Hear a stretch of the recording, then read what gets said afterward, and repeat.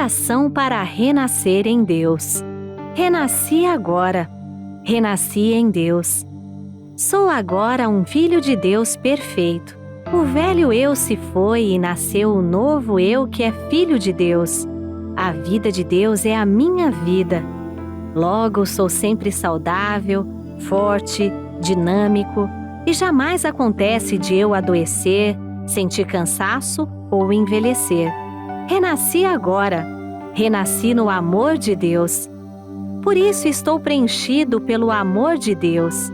As antigas tristezas, as antigas mágoas, os antigos rancores e os antigos ódios ficaram no passado. Já não me entristeço, não me magoo, não me rancorizo nem odeio. Abençoo tudo e envio pensamentos de amor a todas as pessoas. Renasci agora, renasci em Deus. Este, sendo o todo de tudo, é o Pai de todos os seres viventes e de todas as coisas existentes. Todos os seres viventes são irmãos perante Deus. E por isso não posso deixar de amá-los. Porque amo a todos os seres, estes também me amam e relacionam-se harmoniosamente de modo a tornar-me mais feliz. Renasci agora, renasci em Deus. Deus é sabedoria infinita. E renascendo em Deus, recebo o fluir da sabedoria infinita. Como estou ligado à sabedoria infinita de Deus, sou orientado por ela e sigo o caminho da segurança, da felicidade e da prosperidade. Por conseguinte, não invejo a felicidade e a prosperidade alheias. Tenho minha própria felicidade e meu próprio caminho da prosperidade. Renasci agora. Renasci em Deus. Deus é a fonte de todas as coisas. Portanto, todas as coisas provêm de Deus. Pode-se então dizer que Deus é infinitamente rico. Deus me criou como seu filho, seu sucessor, e me concedeu o direito de herdar tudo o que ele possui. Por isso, já sou rico. Muito obrigado. Olá, seja muito bem-vindo, muito bem-vinda a mais uma transmissão da Seichonoye, o modo feliz de viver em harmonia com a natureza.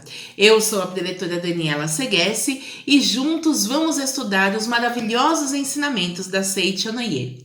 Para você que está chegando hoje pela primeira vez ao nosso canal, por favor, inscreva-se e ative as notificações para que seja informado sempre que a Seichonoye publicar um novo conteúdo. Permaneça conosco até o final, verifique se você gosta desse conteúdo e se gostar, por favor, deixe seu like, deixe seu comentário e compartilhe com as pessoas que você gosta. Hoje nós vamos tratar do assunto O Ser Humano Não é Fantoche de Deus e o livro que nós vamos utilizar é esse aqui, de autoria do professor Yoshihiko Iwasaka, de nome Dicas para Captar as Mensagens de Deus. Professor Iwasaka é um preletor da Seichonoye. Ele atuou durante muitos anos como diretor-presidente da Seichonoye do Brasil, foi superintendente das atividades dos preletores da Seichonoye do Brasil e é um profundo conhecedor do ensinamento da Seichonoye. Ele tem outras obras como A Prosperidade em Suas Mãos, Superando Obstáculos, e ele tem um jeito muito fluido de escrever, um jeito muito prático, muito fácil para compreender. Nesse livro, Dicas para Captar as Mensagens de Deus, o professor Iwasaka nos faz entender como é a relação entre Deus e o ser humano. Aliás, principalmente no que se refere às pessoas que têm profunda fé em Deus e acreditam que Deus criou tudo perfeito, como é que Deus, sendo Pai de todos nós, sendo o Todo-Poderoso, criou tudo perfeito, mas eu olho ao meu redor e não vejo as coisas tão perfeitas assim. Então, ao longo desse livro, o professor Iwasaka ele vai explicando sob diversos pontos de vista como é que funciona essa criação perfeita de Deus e por que às vezes a gente não consegue alcançar essa perfeição na nossa vida cotidiana. É um livro que eu recomendo. Se você tiver, leia. Se você não tiver, adquira através da nossa livrariasni.org.br e vai chegar aí na sua casa. O capítulo que nós vamos estudar é o quinto capítulo, eu ia falar quinto capítulo, é o quinto capítulo deste livro e tem o nome Deus não criou o ser humano semelhante a um fantoche. E eu gostaria de introduzir esse assunto compartilhando com vocês uma situação que certa vez aconteceu comigo, né, comigo e alguns amigos, durante a participação em um curso para líderes da iluminação da Seichonoye na Academia de Treinamento Espiritual de Ibiúna. Líderes da iluminação são preletores da Seichonoye, muito jovens que atuam na Associação dos Jovens, mas que desde cedo decidem trabalhar em prol da felicidade das pessoas, tornando-se preletores da Seichonoye. Então eles são preletores mais jovens, líderes da iluminação, é assim que a gente denomina, tá? E a Academia de Treinamento Espiritual de Ibiúna é um local onde nós nos reunimos durante alguns dias para estudo, para aprimoramento do comportamento, aprimoramento até físico, né? Porque é uma jornada bastante exigente, aprimoramento de meditação, aprimoramento de estudo. Enfim, por isso é que se chama uma academia de treinamento espiritual. Eu convido a todos os senhores para participarem. Mas vamos voltar para a minha história. Nós estávamos na Academia de Ibiúna participando de um curso para líderes da iluminação e estávamos justamente falando sobre a criação de Deus, que Deus criou todas as coisas, tudo muito perfeito. E depois, quando tudo estava muito perfeito, quando tudo estava pronto, quando tudo estava bom, né? Porque está escrito no Gênesis que Deus foi criando todas as coisas e logo depois de criar, ele observava cada coisa e dizia, nossa, isso ficou muito bom. E no final de tudo, ele criou o ser humano à sua imagem e semelhança. E ele colocou um presentinho ali no ser humano, ele colocou um poder no ser humano chamado livre-arbítrio. E aí, gente, muitas vezes o ser humano pisa na bola. Nem sempre o ser humano se comporta como imagem e semelhança de Deus. Naquela ocasião, nós tínhamos justamente estudado sobre o Gênesis, sobre a criação e sobre o comportamento, né, de Adão e Eva no paraíso. E aí, uma das nossas amigas, a preletora Cléo, que é lá da Regional São Paulo Santos, se ela estiver me vendo, Cléo, um beijo, querida. A preletora Cléo, muito pensativa, ela estava com aquela cara de quem estava pensando muito. Ela chegou até o orientador ali num dos intervalos, né, que a gente estava saindo, acho que para o almoço, uma rodinha de amigos junto com o orientador que estava nos dando a aula e falou, olha, Deus criou tudo perfeito, não foi? Ai, todo mundo, sim, foi. E aí tava tudo muito bom, não era? Sim, tava tudo muito bom. Por que que ele deixa o ser humano fazer tanta bobagem? Por que que ele deixou o Adão errar, a Eva errar e até hoje nós cometemos falhas? Por que que Deus permite? Se ele é nosso Pai e ele é todo poderoso, ele deveria nos obrigar a viver da forma mais correta, mais positiva, mais maravilhosa possível. E a resposta do orientador naquela ocasião caiu assim como um raio sobre todos nós. E aí ele disse o seguinte, mas aí como é que o homem poderia contemplar as bênçãos de Deus por sua própria iniciativa e não de forma mecânica imposta por Deus, né? E aí ficou aquela perguntinha na nossa cabeça, né? Caiu como um raio, ficou todo mundo assim pensando e ele disse, Deus deu para o homem o livre-arbítrio para que o ser humano pudesse reconhecer de fato do fundo do coração a bênção de Deus por sua própria iniciativa. E aí, gente, quando eu estava estudando para conversar com vocês, eu me lembrei dessa passagem e eu quero justamente ler um trecho que está na página 71 do Dicas para Captar as Mensagens de Deus, em que o professor Iwasaka escreve o seguinte, Deus fez com que o homem, como filho de Deus que é, possa escolher tudo o que deseja, jamais lhe impondo, isso é bom. Portanto, ele fez com que pudéssemos escolher livremente, essa palavra é muito boa, gente, livremente, tá? Com que nós pudéssemos escolher livremente os nossos pensamentos e as nossas palavras, de modo que assim plantemos sementes de nossa escolha e tenhamos um destino exatamente de acordo com o nosso pensamento e as nossas palavras. De outra forma aqui, que foi explicada pelo professor Iwasaka, né? O que está querendo dizer com esse trecho? É que Deus fez tudo muito bom. Deus é realmente perfeição e Deus realmente é o todo de tudo. Se fosse mesmo da vontade de Deus que nós tivéssemos um comportamento padronizado não por nossa própria iniciativa, ele teria nos condicionado, ele teria nos criado, né, com essa condição. Não vai conseguir se comportar de outro jeito a não ser aquele que é próprio de um filho de Deus. No entanto, quando Deus nos concede a capacidade de escolher, aqui aparece, escolher livremente. Escolher já é bom. Escolher com liberdade ainda melhor, né? Ainda uma bênção ainda maior. Quando Deus nos dá a oportunidade de escolher livremente, é exatamente neste momento que as cordinhas de fantoche, né, que as cordinhas aí de um bonequinho condicionado por outra pessoa mais poderosa se cortam, se rompem, né? Nesse exato momento em que nós podemos agir de acordo com as nossas escolhas, pensar de acordo com as nossas escolhas, falar de acordo com as nossas escolhas, nós estamos tomando para nós as rédeas da nossa vida. Mas também, por outro lado, existe algo que nós precisamos observar. É essa palavra, esse pensamento, essa atitude, ou seja, essa escolha que você fez livremente para si mesmo, está atraindo para si um destino maravilhoso ou então um destino difícil. O problema, gente, é que muitas vezes a gente não percebe isso. Acaba tendo pensamentos displicentes, comportamentos displicentes, atitudes displicentes, mas espera que o resultado da vida seja maravilhoso.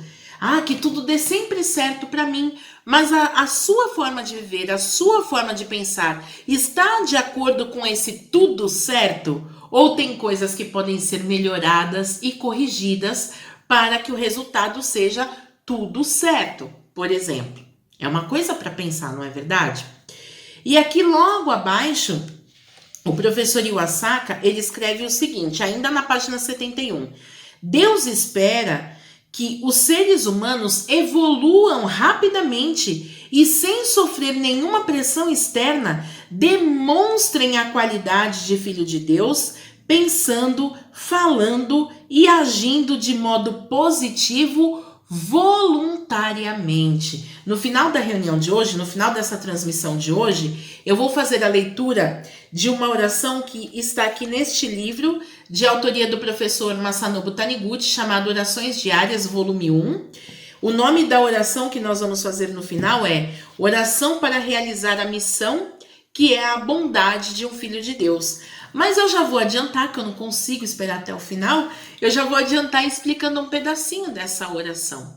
O professor Masanobu, ele diz o seguinte, se Deus fosse uma existência que pudesse ser vista a olho nu, né? Se a gente conseguisse perceber a olho nu os olhos de Deus sobre nós, nossas atitudes já não seriam tão livres assim, né? Seria mais ou menos como ter um carcereiro cuidando de uma pessoa que está ali presa naquele cárcere, e tudo que a gente fosse fazer, nem sempre a gente faria do fundo do coração. Algumas coisas a gente faria e olharia para Deus para ver, deixa eu ver se ele está gostando, né, do que eu tô fazendo. Dependendo da cara que ele tiver, dependendo do jeito que ele estiver olhando para mim, eu continuo ou eu paro. E aí o professor Masanobu, ele fala assim, se Deus fosse essa figura visível a olho nu, se a gente pudesse perceber o olhar de Deus sobre nós, muitas das nossas ações seriam condicionadas. Mas aí mais adiante nessa mesma oração, ele diz que justamente por Deus não ter esse peso do olhar sobre nós, né? Deus não colocar sobre nós o peso do seu olhar, assim de forma tão incisiva, né? Nós sabemos que Deus olha por nós, mas a gente não enxerga, né? Esse Deus olhando por nós. A gente sabe disso através da fé, através da convicção. mas a gente não vê, né? Um par de olhos sobre nós. Até acho porque seria assustador, vocês não acham? Enfim.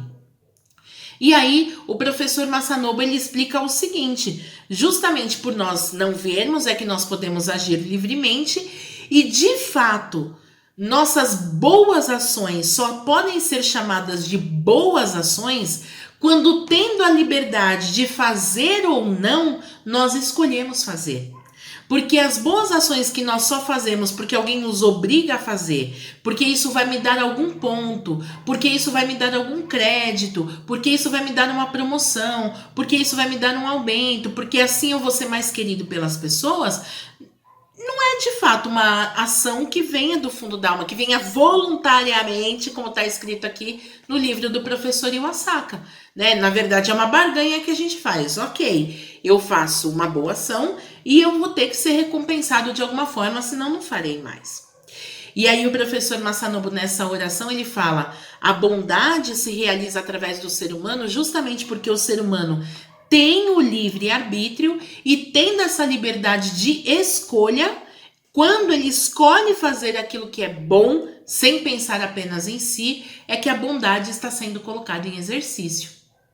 Bonito isso, né? Mas vamos continuar aqui com a nossa história, tá? Com o nosso estudo.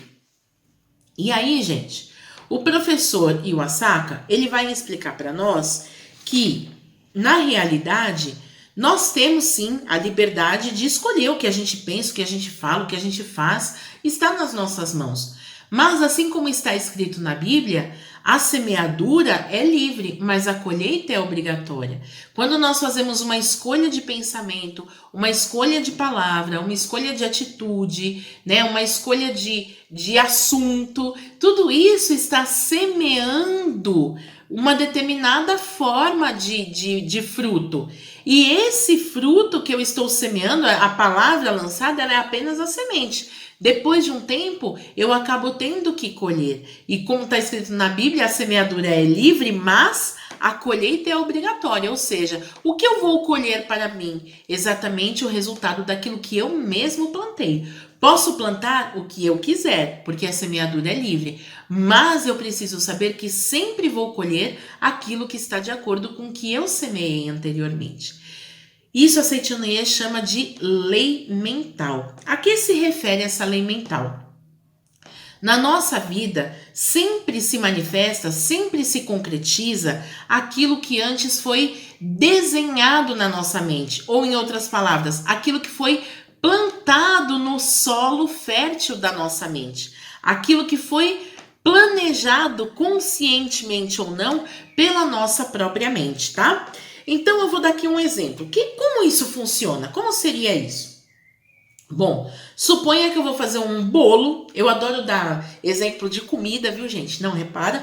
Mas suponha que a gente vai fazer aqui um bolo de chocolate. E eu quero um bolo de chocolate que tenha um formato redondo. Para que eu possa aproveitar ao máximo os ingredientes do bolo, o tempo de cozimento, né? O tempo de assar o bolo ali no forno, tudo direitinho, o que é mais efetivo? Eu colocar a massa crua dentro de uma forma que esteja de acordo com o formato que eu quero ter. Se eu quero um bolo redondo, qual é a melhor forma para eu assar esse bolo? Com certeza vai ser uma forma redonda. Preletora, mas eu posso assar numa assadeira, numa forma quadrada, eu posso assar numa forma oval, eu posso assar numa forma triangular e depois aparar o restante. Mas lembra que eu falei? Se eu quiser aproveitar ao máximo os ingredientes, o tempo do bolo, ou seja, se eu quiser ter a máxima eficiência na fazedura desse bolo, na preparação desse bolo, eu preciso deixar no molde, né, colocar a massa crua no molde que melhor se adequa com aquilo que eu quero. Em outras palavras, se eu desejo ter uma vida feliz, que é um molde redondo, por exemplo, eu preciso colocar a minha força, o meu empenho, o meu trabalho dentro de um recipiente mental que seja feliz, ou seja, que ele seja tão redondo, tão feliz, tão no formato daquilo que eu desejo concretizar. Ih, preletora, não entendo nada desse exemplo de bolo, porque eu nem sei fazer bolo, melhor me dar outro exemplo. Tá bom, eu dou outro exemplo. Não vamos mais pegar pelo formato, vamos pegar por cor, por exemplo, tá? Se eu tenho aqui meus óculos têm lentes transparentes. Se eu colocar um par de óculos que tenha as lentes na coloração azul, como eu vou enxergar esse cenário que está ao meu redor? Eu vou enxergar exatamente o mesmo cenário com a sobreposição da cor azul. Talvez, se eu me esquecer que estou com esses óculos, eu diga, nossa, como tudo aqui é muito azulado, né? Ou outra coisa, se a lente for amarela, nossa, como tudo aqui é amarelado, né? Parece que o sol está sempre se pondo nesse lugar. Ou como já aconteceu comigo também, às vezes a gente coloca os óculos escuros, enquanto a gente está num ambiente muito claro, a gente enxerga tudo perfeito porque os óculos estão protegendo da claridade. Mas às vezes está tão confortável que a gente vai para um ambiente fechado e quando entra naquele ambiente fala, nossa, que lugar escuro. Será mesmo o lugar que está escuro? Talvez esteja mesmo, tá? Mas será mesmo que o lugar está tão escuro quanto você está enxergando? Com toda certeza não. Existe até uma certa luminosidade naquele lugar, mas a sua lente escura está se sobrepondo àquela luminosidade que existe ali. O fato é que muitas vezes a gente olha para a vida com esses óculos que estão cheios de infelicidade, cheios de reclamação, cheios de fofoca, cheio de problema, cheio de dor, cheio de mágoa, cheio de raiva e fala, esse mundo tá cheio de mágoa, esse mundo tá imperfeito, nada dá certo para mim. E às vezes o que a gente precisa fazer é tirar essa lente mental repleta de impurezas para enxergar que existem coisas maravilhosas, para enxergar que também existem coisas boas. Por isso o professor Iwasaka escreve aqui na página 72, lembrando que estamos usando o livro Dicas para Captar as Mensagens de Deus, ele diz assim, infelizmente, mais ou menos no meio da página, infelizmente a maioria das pessoas não desenha em sua mente os aspectos de saúde, riqueza e felicidade que elas desejam. Pelo contrário, elas temem por uma eventual desgraça e desenham na mente a infelicidade. Surgem, por isso, contínuas desgraças, exatamente como foram desenhadas na sua mente. Olha que interessante. Então, se nós queremos a felicidade, a gente tem que pensar em felicidade, falar de felicidade, proporcionar felicidade para que essa semeadura, quando ela for colhida, porque a colheita é obrigatória, ela venha com os frutos que nós desejamos. O problema é que muitas vezes a gente quer que as coisas melhorem, mas fica falando apenas daquilo que é ruim. Então a semeadura está incompatível com o tipo de colheita que a gente espera. Uma vez, uma senhora participando de uma atividade da Seichonoye, ela ouviu o preletor falando justamente disso. Olha, se você deseja que a vida seja feliz, você tem que falar de felicidade, pensar em felicidade e se comportar como uma pessoa feliz. Porque assim a vida vai se concretizar cada vez mais feliz. Ela vai girar nessa semeadura e colheita, e nova semeadura e nova colheita, repleta de felicidade. Aí tinha essa senhora participando da reunião e os cabelos dela estavam ficando brancos, assim como o meu, tá? Só que eu gosto dos meus cabelos brancos e essa senhora não gostava dos cabelos brancos. E a cabeça estava ficando toda prateadinha. Quando ela ouviu o que o preletor falou, ela falou, então é isso. Eu vou começar a falar que eu tenho cabelos pretos, que meus cabelos voltaram a ser pretos. E aí ela voltou para casa naquele dia e ela começou a falar, todo o tempo ela falava a mesma coisa. Meus cabelos brancos estão ficando pretos, meus cabelos brancos estão ficando pretos, meus cabelos brancos estão ficando pretos. E ela passou dias falando isso. E um dia ela se deu conta que, na verdade, os cabelos dela, que eram brancos, né, que estavam ficando brancos, o que aconteceu? Tinham ficado totalmente brancos. Aí ela ficou muito brava, né, gente? Porque era para ter feito o efeito oposto, ou seja, era para ter acontecido o inverso. Era para aquilo que estava branco ter ficado preto, e o que estava preto era para continuar preto mesmo. E ela foi até a Seichonoye e falou, isso não funciona. Como assim não funciona? Não, eu vim aqui, participei da reunião, o preletor falou que era para usar a palavra na direção daquilo que a gente desejava concretizar, né, confirmar na vida cotidiana. Aí o que a senhora pensou, o que a senhora falou? Eu passei a partir daquele dia falar com frequência, meus cabelos brancos estão ficando pretos, meus cabelos brancos estão ficando pretos, meus cabelos brancos estão ficando pretos. O que ela não percebia, gente, é que embora ela desejasse muito ter a cabeça toda pretinha de novo, né, os cabelos todos escuros novamente, ela afirmava com frequência os meus cabelos brancos. Então, na verdade, a boca queria, né? A boca estava afirmando o que ela queria, mas na verdade o que ela acreditava era que o cabelo já era branco. Então, como Cristo ensinou, seja-te feito conforme tua fé, sem perceber, ela estava utilizando o poder criador da palavra, seja o pensamento inconsciente, ou até na hora de afirmar os meus cabelos brancos, na direção de terminar de branquear, e não na direção de escurecer o que já estava claro. Então, se você deseja que a vida seja boa, você não tem que falar, a minha vida está mais ou menos, mas vai melhorar. Você tem que afirmar desde já, minha vida é boa, minha vida é maravilhosa. Isso significa que você está deixando de pensar que é um fantoche da situação, ou seja, um dia, se Deus quiser, Ele me ajuda e as coisas melhoram, está tomando para si as rédeas da própria vida e utilizando o poder criador da palavra, utilizando a lei mental, você está profetizando, está semeando que a minha vida já é maravilhosa. E como existe a semeadura da palavra, também terá a colheita dessa palavra através de uma vida realmente maravilhosa. Gente, é sempre fácil? Responde para mim, é sempre fácil? Deixa aí nos seus comentários, coloca aqui nos comentários do vídeo, se você acha que é sempre fácil dominar a mente, controlar a mente. Ah, preletor, eu até quero, mas sou só eu na minha família. Não tem ninguém para me ajudar. Pois eu respondo para vocês, mesmo que você ainda não tenha posto nada, ou mesmo que você já tenha posto, não importa, eu digo para vocês, é fácil?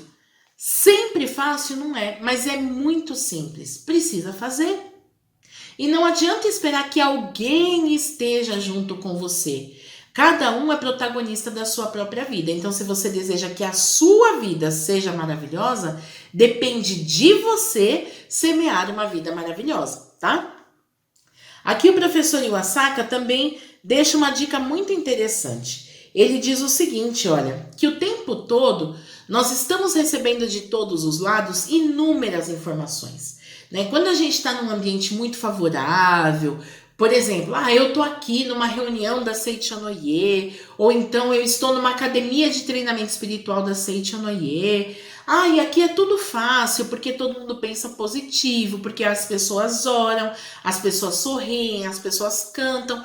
Tudo é maravilhoso, mas quando eu volto para fora da associação da Seichonoye, quando eu volto para minha casa, quando eu vou para o trabalho, quando eu entro no trânsito, parece que a vida desanda completamente. Eu ligo o rádio, é só notícia ruim. Eu falo com as pessoas só reclamam. Eu vou falar com o chefe, só tomo bronca. Chego em casa, é só briga. Ou seja, de todo lado eu só recebo informação difícil. E aí, olha o que o professor ele fala para nós. Que nós temos, inclusive, a liberdade de escolher o que vai nos afetar, né? Por exemplo, quando alguém fala para você assim... Você é um imprestável. Essa pessoa colocou aí um sarrafo, né? Na altura da palavra imprestável. Quando você se ofende com a palavra imprestável, a culpa não é da palavra, a culpa não é da pessoa que colocou o sarrafo. Se você realmente se sente ofendido com isso, é porque você próprio se vê abaixo desse sarrafo. Porque quando você tem real convicção de que você é dono da sua própria vida, de que Deus é seu pai, e que Deus sendo seu pai e todo-poderoso, você é filho do todo-poderoso, você vai falar, não importa a altura desse sarrafo, se eu for maior do que ele, se essa palavra estiver me diminuindo, eu vou transpor esse sarrafo, eu vou passar por cima, né? Ou seja, a pessoa pode lançar sobre nós qualquer palavra, né? Você pode ligar o rádio ou assistir a TV e ver qualquer tipo de notícia. É você que escolhe o que vai ficar retido na sua mente. Aliás, aqui eu vou deixar até mais uma dica, tá? Às vezes a gente pensa, não, eu preciso assistir ao jornal, à TV, eu preciso verificar na internet, principalmente as coisas que vêm da internet. Eu preciso verificar na internet como é que anda a situação do Brasil, do meu bairro, do mundo, da política, da economia, da receita do bolo, não importa, né? Qualquer coisa. Eu não falei que eu sempre gosto de colocar comida no meio da conversa, gente? Não importa. Aquilo que você perde tempo verificando na internet faz com que o algoritmo daquela ferramenta, seja um navegador, seja uma mídia social, entenda que essa pessoa gosta desse tipo de conteúdo. E o que vai aparecer é sempre aquilo que está relacionado com aquele tipo de conteúdo.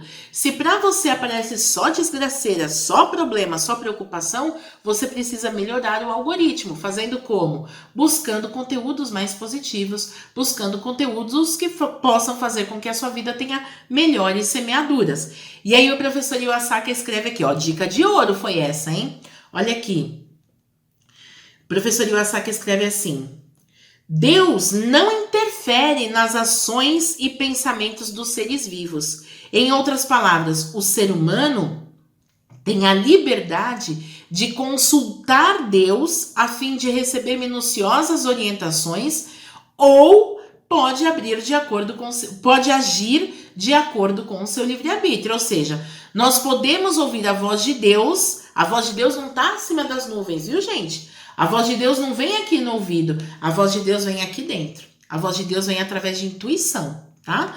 Na verdade, a gente sempre sabe o que deve fazer. É que às vezes a gente fala, não, eu sei o que eu deveria fazer, mas eu vou fazer diferente, porque todo mundo faz diferente, porque estão esperando que eu faça diferente. Mas a gente precisa aprender a ouvir e obedecer essa voz de Deus que está no nosso interior, tá?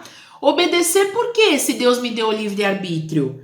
Obedecer porque, com certeza, Deus sendo onisciente, Ele sabe de todas as coisas. Onipotente, Ele pode todas as coisas. Onipresente, Ele está em todos os lugares. Portanto, qualquer orientação que venha de Deus para nós será uma excelente orientação. Então, que tal fazer usufruto desta excelente orientação de forma livre?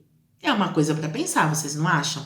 E aí, o professor Iwasaki escreve logo abaixo o seguinte: Deus nos deu total liberdade de agir, de falar e de pensar. Então, o que nós precisamos fazer? Na verdade, Deus nos deu a liberdade. Deus nos deu intuição. Deus está falando conosco o tempo todo. Então, nós precisamos pensar. As minhas palavras, as minhas atitudes, os meus pensamentos estão em harmonia com o todo? Porque se eles não estiverem em harmonia com o todo, eu preciso melhorar esse pensamento. Então, a primeira dica que eu deixo para nós é o seguinte: para ter uma vida livre, para ter uma vida plena, para não se sentir fantoche de Deus, da vida ou de qualquer pessoa que seja, em primeiro lugar, nós precisamos ter uma mente calma, uma mente tranquila, para ser capaz de ponderar sobre todas as coisas. Aliás, gente, sobre mente calma, eu queria aqui contar, me lembrei agora de um relato que consta no livro Lições para o Cotidiano. Esse livro, Lições para o Cotidiano, de autoria do Sagrado Mestre Masaharu Taniguchi, também está na nossa livraria virtual. E ele é uma coletânea de palestras que o professor Masaharu Taniguchi transmitiu através do rádio. Depois ele transcreveu, transformou em livro, por isso se chamou Lições para o Cotidiano, e ele está repleto de relatos. E tem um relato que fica num capítulo chamado A Finalidade da Vida, que ele conta a história de uma moça chamada Hanako. Ela, pelo relato, né, ele escreve que quem está contando isso já é uma pessoa de idade, né? Mas quando ela tinha 16, 17 anos, ela começou a pensar qual será a finalidade da vida, né? Acho que todo mundo passa em algum momento, uns mais cedo, outros mais tarde, mas todos nós passamos provavelmente por essa fase de pensar: para que eu existo nesse mundo? A vida serve para quê, por fim? Né? No final das contas, para que estou aqui? E aí a dona Hanako, na época uma adolescente, 16 anos, começou a pensar qual será a finalidade da vida. E o coração sem maldade, observando as coisas do cotidiano, ela percebeu que a vida das pessoas poderia ser muito difícil, né? Muitas pessoas tinham histórias muito diferentes ao longo da vida, né? Mas que no final das contas, a vida sendo fácil ou a vida sendo difícil, a vida sendo cômoda ou não, sendo rica e próspera ou sendo uma vida repleta de dificuldades, no final todo mundo chegava no mesmo ponto, que era a morte do corpo físico. Olha que ideia genial que ela teve. Nossa, então acho que o objetivo da vida é morrer. Não pensou isso porque ela tinha tendências suicidas. Ela pensou isso porque ela realmente acreditou. Nossa, se isso acontece com todo mundo, então o objetivo final da vida é morrer. Ela não entendeu a vida como uma oportunidade de aprendizado, de aprimoramento, de evolução espiritual. E provavelmente ela também não pensou, olha, essa é uma vida e depois que o corpo morrer, eu vou ter oportunidade de viver de novo. Ela simplesmente entendeu. Todo mundo vai morrer, então acho que o objetivo da vida é morrer. Aí o que ela deduziu? Ó, se eu correr com isso, se eu adiantar isso o máximo possível, eu atinjo logo o objetivo da vida. Então, pensou em fazer o quê? Tirar a própria vida. Ela não sabia nadar e perto da casa dela tinha um lago. Ela pensou e falou, é aqui mesmo, já que eu não sei nadar, a hora que eu me atirar nesse lago eu vou morrer afogada. Ela escolheu o melhor lugar daquele lago, né? O melhor lugar na cabeça dela era o lugar que parecia mais fundo e falou, é aqui mesmo que eu vou me atirar. Gente, dito e feito, ela foi lá e se jogou. E quando ela caiu na água, ela ficou tranquila, porque ela falou, nossa, eu não sei nadar, daqui a pouco eu me afogo e morro e todos viveram felizes para sempre. Imagina, né? Imagina para quem fica o tamanho da dor. Mas ela falou, vai dar tudo certo. E, gente, vocês sabem, né? Que a massa corporal, ela é mais leve do que... O peso do corpo, né? É mais leve do que o peso da água.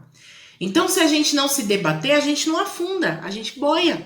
E como ela estava tranquila, porque, eu já vou cumprir mesmo a finalidade da minha vida, ela se jogou e ficou esperando, né? Afundar e morrer. Ficou lá esperando. E o corpo nada de afundar. E aí, gente, o que aconteceu? Tava passando um barquinho. O pessoal viu aquele corpo lá boiando e falou, nossa, essa moça aqui nesse lugar fundo, o que será que aconteceu? Vamos recolher. Pegaram a moça e botaram para dentro do barco. Olha só, já vamos entender aqui como é que funciona a mente. Ela pulou para se afogar, mas porque se manteve calma, porque não se debateu, não afundou, não morreu. Passando um barquinho por ali, viu aquele corpo na água, pensou, meu Deus, aqui é muito fundo, ela não pode ficar aqui, vamos tirar essa pessoa aqui do fundo. Juntaram a moça, né? Nem sei como é que pegaram, pelos braços, pelas pernas, sei lá por onde pegaram, puxaram a moça para dentro do barco. E eles achando que estavam fazendo uma boa ação. Só, gente, que qual que era o objetivo da moça? Não era morrer? Na hora que... Morrer afogada ainda por cima. Na hora que eles puxaram ela do lago, na hora que eles botaram ela dentro do barco, ela ficou furiosa. Ela sentia o rosto queimar de ódio. Porque aquelas pessoas estavam afastando do objetivo que ela tinha, que era de morrer afogada. Ela ficou por educação, ela não falou nada, mas ela ficou furiosa. Ela sentia a cara queimar. Ela pensava, meu Deus, minha cara tá queimando de ódio, de raiva. Parece que eu tô morrendo de tanto ódio. Aí, gente, sabe o que aconteceu? Ela tava tão furiosa, tão furiosa, tão furiosa, que ela acabou manifestando uma febre altíssima. Teve que ser levada às pressas para o hospital. E quando chegou no hospital, foi detectada com tifo. Os médicos mandaram internar imediatamente. E não bastasse isso, para não contaminar outras pessoas, ela teve que ficar em isolamento. Olha só, querendo afundar, estava tranquila, não afundou. Na hora que ela foi recolhida, aparentemente estava tudo certo, porque não ia afundar, aparentemente tudo certo, mas ela estava tão brava, sentiu tanta raiva que acabou adoecendo, tá? Ou seja, estava mais se aproximando do objetivo dela de novo. Quando ela se deu conta, estou internada num lugar de isolamento, deve ser grave, acho que eu vou morrer. O que aconteceu? Já que esse era o objetivo da vida dela, ela falou, então agora eu tô tranquila, porque eu vou morrer mesmo, tô aqui isolada, vai ser maravilhoso, vou morrer. Como a mente se tranquilizou, o que aconteceu? Rapidamente ela restabeleceu a saúde e acabou tendo alta, tá? Tem gente que fala, nossa, mas qual que é a relação? A relação, gente, é que dependendo, lembra que eu falei? Dependendo da lente mental, dependendo do colorido, dependendo do sentimento, dependendo da palavra que você está semeando na sua mente, você vai colher um resultado muito bom ou muito ruim.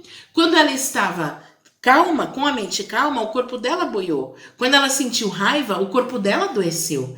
Quando ela restabeleceu a calma, ainda que pensando que fosse morrer, o corpo dela também, quando ela sentiu raiva, o corpo adoeceu, e quando ela restabeleceu a raiva, o corpo também se restabeleceu prontamente. E aí o que nós precisamos entender? Que na nossa vida, quando tudo sai do normal, às vezes a gente pensa, se eu reclamar bastante, se eu falar disso com todo mundo, tudo vai melhorar. Mas se nós seguirmos a linha de raciocínio desse relato do livro Lições para o Cotidiano, a gente entende. Se tá tudo atabalhoado, eu tenho que parar de me debater e tranquilizar minha mente. Calma, daqui a pouco eu vou entender o que eu tenho que fazer, tá? Então, uma das dicas é mente calma, mantenha sua mente calma, mantenha sua mente tranquila.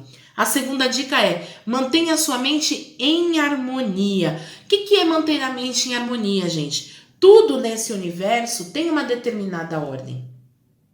Se eu pego, por exemplo, uma garrafa d'água ela tem uma finalidade, não tem? Ela tem a finalidade de trabalhar como uma garrafa d'água. Quando eu coloco água dentro da garrafa, né, essa garrafa poderia acolher facilmente qualquer outro tipo de líquido. Mas, por exemplo, quando eu coloco água na garrafa, eu estou respeitando a natureza da água, respeitando a natureza da garrafa e fazendo com que, respeitando a ordem das coisas, o sentido das coisas, tudo fique em harmonia.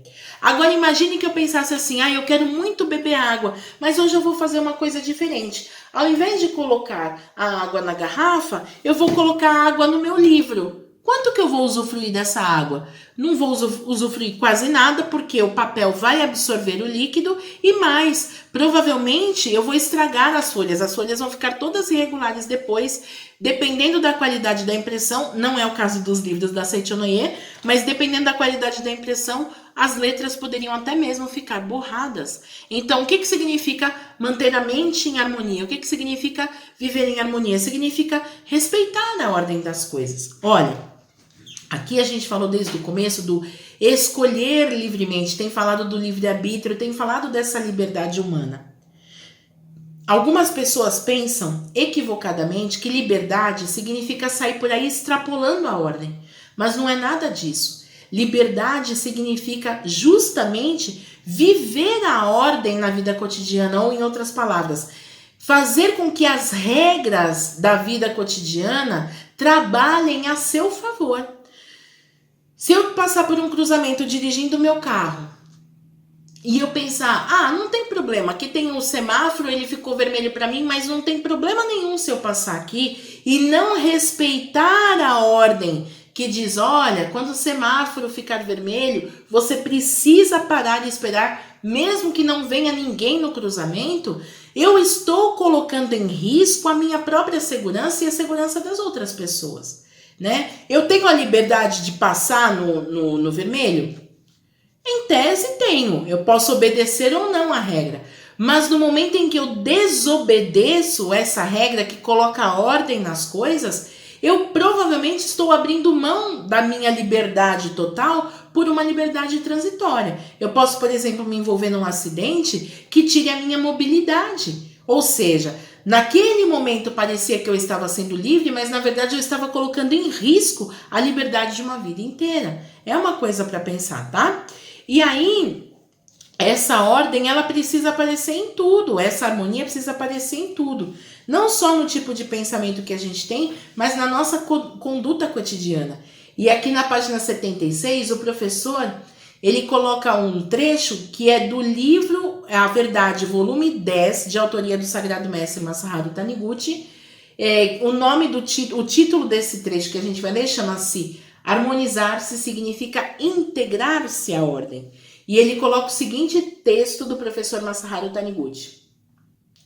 O primeiro ensinamento da Seichonoye, que diz reconcilia-te com todas as coisas do céu e da terra, também pode ser interpretado como permanece em relação de harmonia com todas as coisas do céu e da terra, ou permanece em relação de ordem com todas as coisas do céu e da terra.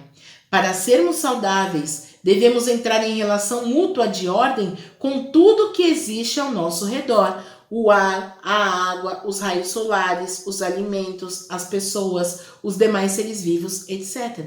tá? Por exemplo, o fogo queima. Você sabia disso? O fogo queima, né? Ah, sim, o fogo queima, eu sei disso. Ótimo. Se o fogo queima, uma das primeiras coisas que a gente aprende ainda quando é criança é: não coloque a mão no fogo. Não coloque o corpo exposto ao fogo, porque vai queimar.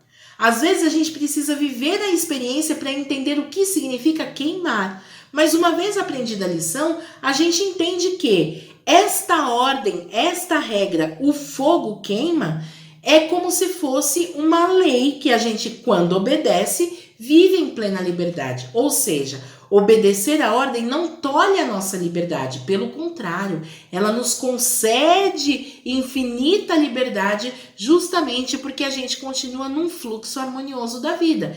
E o professor diz que isso deve acontecer em relação a tudo. Para manter a saúde, por exemplo, ele fala que é com ar, com a água, os raios solares, os alimentos, as pessoas, os demais seres vivos, etc. Tá? Numa família, por exemplo, a gente precisa também estar em ordem com tudo que está ao nosso redor, com o pai, com a mãe, com os filhos, com o cônjuge. E o que significa estar em ordem? Significa entender que cada um tem o seu papel dentro daquela família e fazer com que todos possam se movimentar, fluir harmoniosamente dentro desse conjunto, tá? Então a segunda dica aí é respeitar a ordem, ou seja, ter uma mente harmoniosa, uma mente que esteja no mesmo ritmo do todo, tá? Uma mente que não fica se chocando com as coisas. E o terceiro ponto que eu gostaria de trazer aqui para nós é que o que está na página 79, que nos ensina a ter uma mente alegre, ter uma mente luminosa. O professor escreve assim: para sermos felizes, devemos procurar manter na mente somente bons pensamentos e deixar de reter maus pensamentos. É necessário levar uma vida segundo o relógio de sol, cujo lema é: eu registro somente as horas em que o sol brilha. Aliás, gente, sobre esse modo de viver segundo o princípio do relógio de sol, esse é um dos tópicos que consta no volume 7 da coleção A Verdade da Vida. A coleção A Verdade da Vida é essa que está aqui, ó, aqui atrás, né? O volume 7 fala sobre vida cotidiana. Esse volume, toda a coleção e todos os livros que a gente está falando aqui estão disponíveis para você na nossa livraria virtual, você pode adquirir, mas eu gostaria de explicar o conceito, tá? O professor Masaharu Taniguchi, ele fala sobre o relógio de sol, né? O relógio de sol, gente, é um dos primeiros relógios que existiu. As pessoas marcavam o horário, ou as pessoas sabiam do horário, observando o movimento da sombra que se projetava sobre um disco que ficava no solo. Porque o relógio de sol consiste basicamente de um disco com as horas gravadas, um pino perpendicular a ele, claro, tudo isso colocado de forma a obedecer bem, né, os pontos cardeais, e dependendo da forma que o sol vai se movimentando no céu, ele vai fazendo com que a sombra do pino se projete de maneira diferente nesse disco que marca as horas e a gente consiga descobrir a hora exata, tá? Naturalmente, para que esse relógio funcione, precisa ter a luz do sol, precisa ter o sol. E o professor Masaharu Taniguchi, no volume 7 da coleção A Verdade da Vida, ele diz que nós também podemos viver essa vida, esse modo de viver conforme esse princípio do relógio de sol.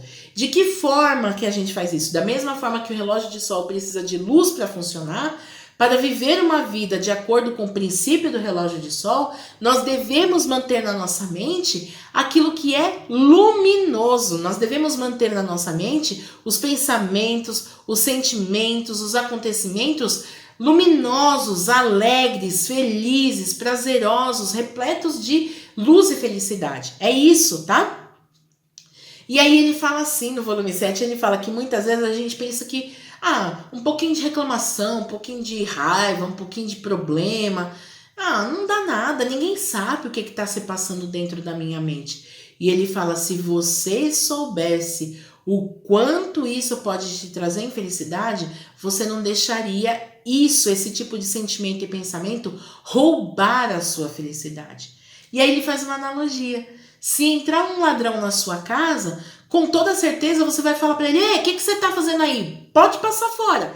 Você vai fazer ele correr, mas muitas vezes na nossa mente a gente não tem o mesmo rigor e fica deixando as coisinhas ficarem ali, os ladrõezinhos da nossa felicidade permanecerem assentados ali no nosso interior, na nossa mente. Eu falo mente, mas não tô falando cérebro, tá? Tô falando sentimentos, pensamentos, comportamentos. E aí o professor Masaharu Taniguchi, ele fala, a gente tem que jogar fora esses sentimentos, esses pensamentos escuros, como se fossem bagaços. Bagaço a gente joga fora. Bagaço a gente não guarda como se fosse uma preciosidade, tá? Não deixemos bagaços na nossa mente. Então, precisamos ter uma mente calma, precisamos ter uma mente harmoniosa e precisamos ter uma mente luminosa. Com a calma é confiar que nós somos filhos de Deus e tudo vai se resolver da melhor forma. Com a harmonia é entender que tudo tem uma razão de ser e deixar que as coisas fluam naturalmente. E com a luminosidade é deixar que permaneça na nossa mente apenas pensamentos e sentimentos repletos de luz. E aí, para a gente encerrar essa parte e ir para a oração que eu prometi aqui no começo, vou pegar aqui o volume 28 da coleção A Verdade da Vida. Tem um trecho aqui que está falando sobre os votos e aprimoramento espiritual dos adeptos da Seichonoye, que fala justamente que a nossa mente tem que permanecer na luz. E o professor coloca aqui, ó, ele coloca 2 diagramas, estão vendo? Ó? Ele coloca aqui esses 2 diagramas que demonstram o que é uma mente repleta de luz e o que é uma mente que fica sofrendo. Ou seja, o que é uma mente que semeia a felicidade e o que é uma mente que quer ficar sofrendo, quer ficar colhendo sofrimento. O que é uma mente repleta de felicidade? Uma mente luminosa. Ele diz aqui, olha que comportamentos tem. É uma mente que está em paz. É uma mente radiosa, uma mente que brilha. É uma mente satisfeita. O que é a mente satisfeita, gente? É a mente que não reclama. Ela, tudo que recebe, ela diz, isso também é bom, muito obrigado, tá? É um coração repleto de bondade, é um coração repleto de gratidão, é uma mente desprendida. O que é uma mente desprendida, gente? É uma mente desapegada, generosa, é uma mente que compartilha as coisas, tá? E é uma mente livre, ou seja, uma mente que não fica enroscada com as coisas, não fica parado sempre naquele samba de uma nota só, que fica batendo sempre naquela mesma tecla, tá? E o que é uma mente em ilusão? Então, já que eu falei o que é uma mente luminosa, o que é uma mente em ilusão? O que é uma mente obscura? O que é uma mente que não tem bons resultados? É uma mente repleta de inquietação, ansiedade e medo, mente sombria e deprimida, mente ou coração, né, repleto de queixas e insatisfações. É uma mente que se comporta com frieza, com ingratidão. É uma mente repleta de egoísmo, ciúme, desconfiança, inveja. É uma mente que fica obcecada com as coisas. É o tal do samba de uma nota só, tá? Então, o que o professor fala? Que se a nossa vida está doente de alguma forma, seja doente do ambiente, doente do corpo, doente do bolso, doente dos relacionamentos, nós podemos curar com uma mente que cura, que é uma mente pacífica, uma mente calma, radiosa, que agradece, que ama, que é bondosa, que é generosa, etc. É isso, tá? Bom, né? Vamos tomar as rédeas da nossa vida, vamos parar de esperar de fora que as coisas melhorem e passar a plantar, a semear hoje mesmo boas sementes que brevemente serão colhidas com alegria e felicidade? Então tá, então vamos viver esse modo de viver da Seichonoye. E agora, para a gente finalizar, vou pedir, por favor, para que a gente feche os olhos, se for possível, junte as mãos diante do rosto. Se não der para fechar os olhos, às vezes você está escutando essa palestra no carro, ou está trabalhando, não dá para fechar os olhos, concentre a sua mente nessas palavras de oração. Se você está chegando agora no nosso vídeo, não se preocupe, ele vai ficar aqui gravado, depois você volta e assiste integralmente. Nós vamos realizar agora a oração para realizar a missão, que é a bondade de um Filho de Deus, que está no livro Orações Diárias, volume 1. Querido Deus, o fato de não ser capaz de vê-lo com os olhos físicos humanos mostra a sua verdadeira grandeza. O que pode ser visto com os olhos humanos são meras coisas, não muito diferentes em tamanho ao corpo físico humano. Estruturas arquitetônicas imensas não podem ser vistas a não ser à distância.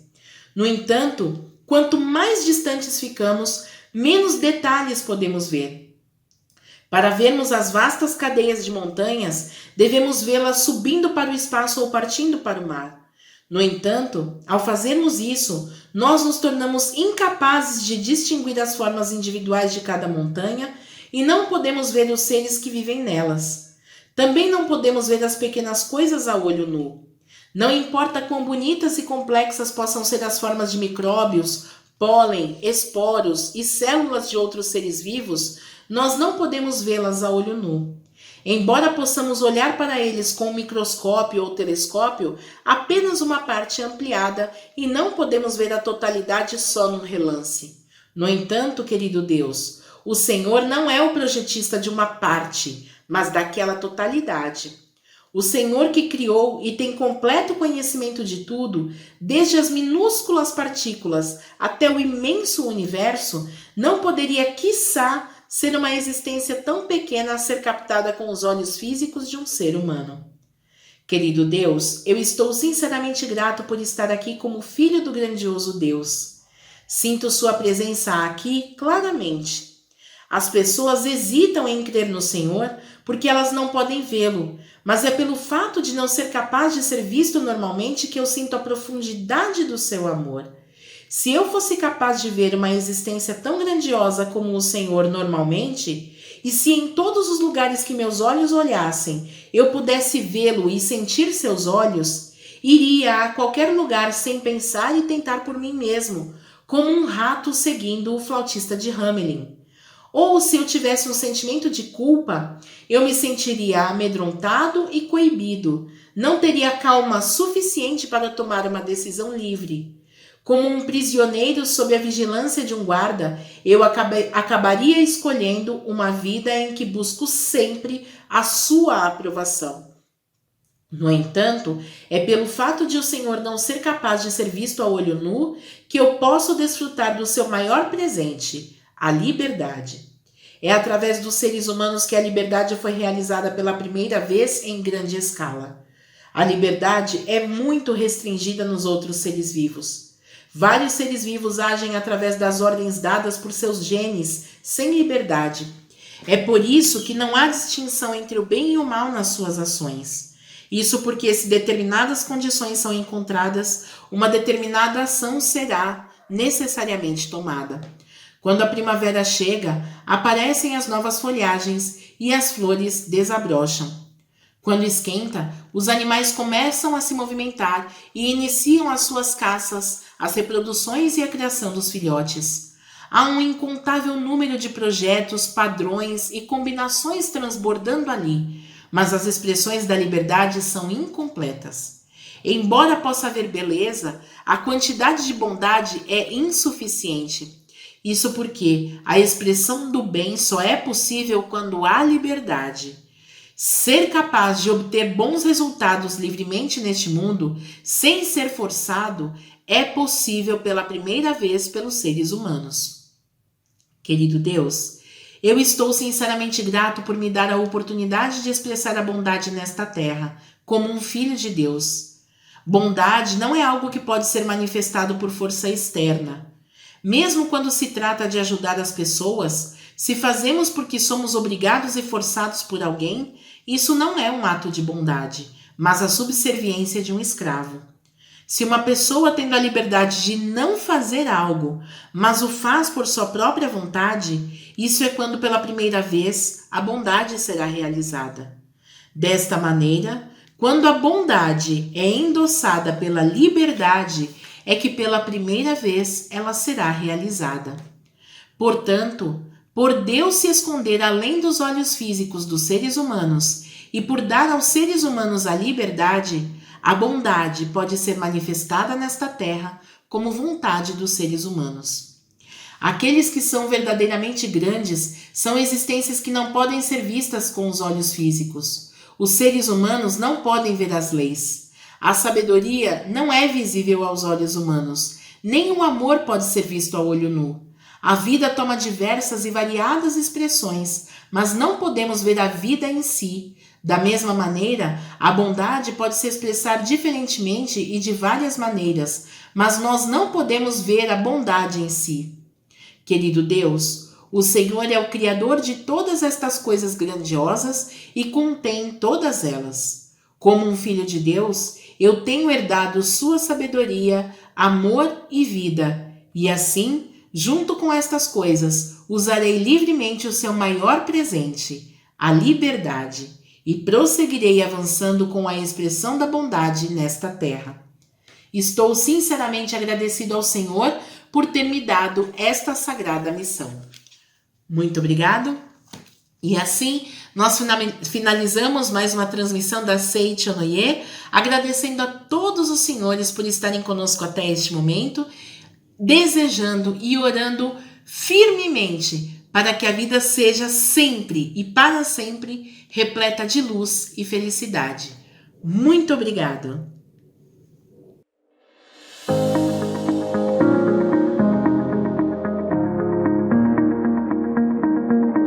Quero convidar você a participar de um seminário para jovens nas academias de treinamento espiritual da Seichonoye.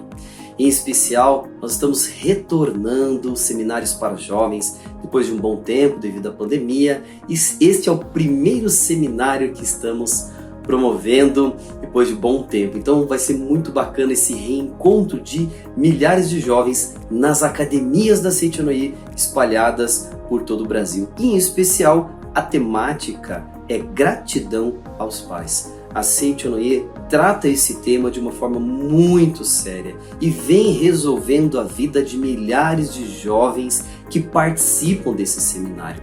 A gratidão aos pais é a base para o nosso sucesso. E nesse processo de reconciliação, de gratidão, muitas vezes nós precisamos de ajuda. Nós precisamos de um amigo, nós precisamos de um preletor, de um bom livro, de um bom conselho, de práticas espirituais, palavras da verdade. E é isso que você vai encontrar participando de um seminário de gratidão aos pais em uma das academias da Seichonoye. Então se programe, participe deste seminário de gratidão aos pais, se dê de presente esta oportunidade maravilhosa. Para se inscrever é muito fácil, é só acessar esse link que está aparecendo na sua tela, escolher em qual academia você quer participar, qual é a melhor data para você e faça a sua inscrição hoje mesmo.